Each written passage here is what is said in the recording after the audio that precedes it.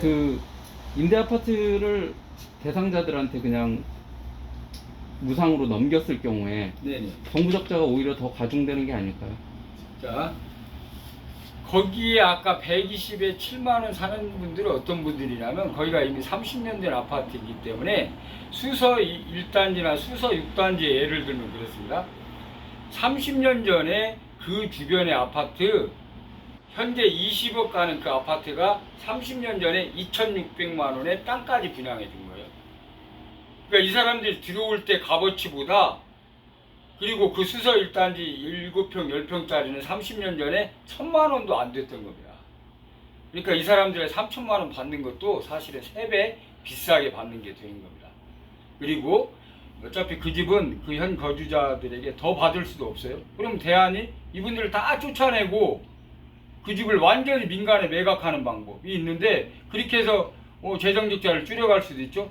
그러나 내보내는 과정에 엄청난 저항이 존재할 거고, 그리고 이분들을 다른데 내보낸다 해도 또 그분들에게 필요한 임대아파트를 또 공급해야 되고, 그분들에게 필요한 기초수급을 계속 져야 됩니다. 바로 인원 문제를 복잡하게 끌어가지 않고 현재 그분들한테 이 집을 그냥 소유권을 넘겨서 이분들이 자산을 확보하게 해주는 겁니다.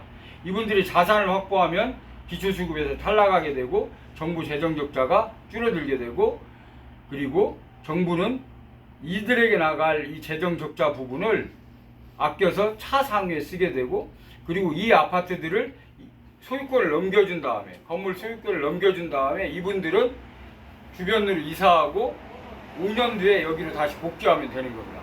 그 사이에 이 5년 동안, 더 빠르면 3년 안에 재건축을 해서 용적률을 최대한 높여서 50층짜리로 재건축을 하면 추가로 35층분이 나오는데, 그 부분은 이제 이런 방식의 임대아파트가 아니라 일반 전세로 넣는 겁니다. 강남 같은 경우 25평 전세로 하면 거의 전세가만 7억, 8억, 9억이 갑니다. 그러면 만약에 이런 집이 서울에 10만 채가, 현재 10년이 넘은 그 서울의 임대아파트들이 약 3만 1,000채가 되는데요. 이걸 재건축하면 한 12, 3만 원까지 불릴 수 있습니다. 그러면 10만 원가 새로 확보되는데, 그걸 전세 7억에 놓는다고 가정했을 때 70조의 돈을 서울시가 전세 보증금으로 확보하게 됩니다. 그러면 이 70조의 돈을 가지고 아래 건축비, 현재 임차인들, 이 가난한 수급자들이 있는 이 부분을 70조에서 7조 원만 동원하면 이 3만 호의 재건축은 20평대로 충분히 늘려서 재건축 비용이 가능합니다. 왜냐하면 그 땅은 어차피 서울시 거기 때문에 땅값이 들지 않고, 그리고 여기가 거의 다 역세권이기 때문에 아주 좋은 자리여서 위에 그 돈들이 충분히 나온 겁니다. 그래서 70조의 돈을 확보해서 7조 원은 이 아래 주택들 재건축하는데 빌려주는 겁니다.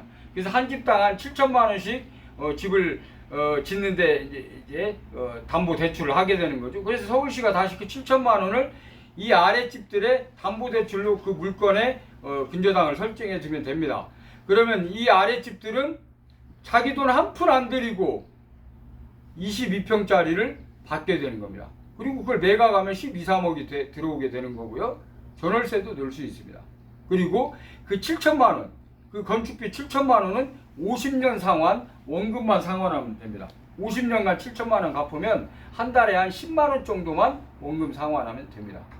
그러니까 현재 아까 120에 7만 원 내고 있던 분이 이제 한 달에 10만 원만 내면 이게 자기 집이 된 상태로 변화가 된 거고, 정부는, 서울시와 지자체는 그 위에서 70조의 돈을 확보하게 된 겁니다.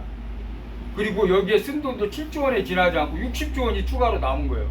이러면 사회적 갈등도 없었고, 이 3만 세대는 어마어마한 10억 넘는 자산을 확보하게 됐고, 이분들이 기초수급에서 벗어나게 됐고, 이분들의 자녀들까지 벗어나게 되면서 사회 통합이 이루어졌고, 그리고 거기서 세이브된 또 몇십 조의 돈, 이것을 가지고 차상위에 돋게 됐고, 차상위에도 바로 위에서 지은 집들을 또 더 많이 짓게 되면 아주 거의 7천만 원 정도의 차상위에게도 또 주택을 무상에 가깝게 또 공급하게 됩니다. 그러면 현재 200만 호 있는 이 무주택자, 서울의 무주택자들을 지금 SH 30만호, LH 20만호 먼저 없앤 다음에 50만호, 50만호, 50만호 이렇게 없애면 전부 유주택자로 변화되는 겁니다. 기본소득당 신재 후보가 이 아파트들 나눠주면 임대아파트가 사라지는 거라고 했는데 바로 그게 어리석은 답입니다. 성경 말씀에 흩어 부재하여도 부하게 되는 일이 있거니와 과도히 아껴도 가난하게 된다고 했는데요. 정부가 이것을 흩어 이 임차인들에게 나눠줌으로써 전혀 다른 방식의 일이 벌어진 겁니다. 손흥민과 케인이 축구를 할 때 7패스를 합니다. 패스에서 골을 넣습니다.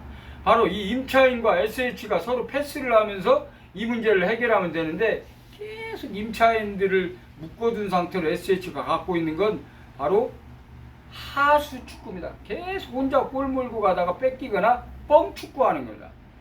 누구에게 가는지도 모르고 뻥 축구하는 겁니다. 이게 바로 송영길 후보와 오세훈 후보가 만들어낸 뻥 축구 방식의 주택 정책입니다. 김광종은 뻥 축구가 아니라 킬패스를 통해서 예산을 새로 투입하는 것도 아니고 정부 재정 적자도 줄이고 정부는 자산이 늘어나고 기초수급자는 새로운 자산을 가지게 되고 차상위자도 집을 갖게 되고 이 서울의 무주택자 200만 호가 모두 집을 갖게 되는 이 일이 벌어지는 겁니다. 거기에 추가로 서울시의 자산들을 이제 점차 국민연금에 매각해야 됩니다. 반절 정도를 매각해서 지방 사람들도 서울에서 월세 받는 시스템을 만들어내야 됩니다. 지금 있는 곳이 바로 도곡역 3번 출구에 있는 저희 아리랑당 창당 추진이 사무실인데요. 강남 부자들이 바로 이런 짓을 하는 겁니다. 집 사가지고 거기서 전세금 걷어서 또 다른 집 사고 또 다른 집 사고 이 짓을 한 겁니다. 바로 이제 정부도 이 방식을 써서 이 문제를 해결하면 되는 겁니다. 강남에 지금 투기자들이 했던 방식이 그겁니다. 집 한 채 사가지고 그거 세놔서 전세금 빼서 집값 올라가면 전세금 더 올려서 옆집 또 사고 갭 투자했던 겁니다.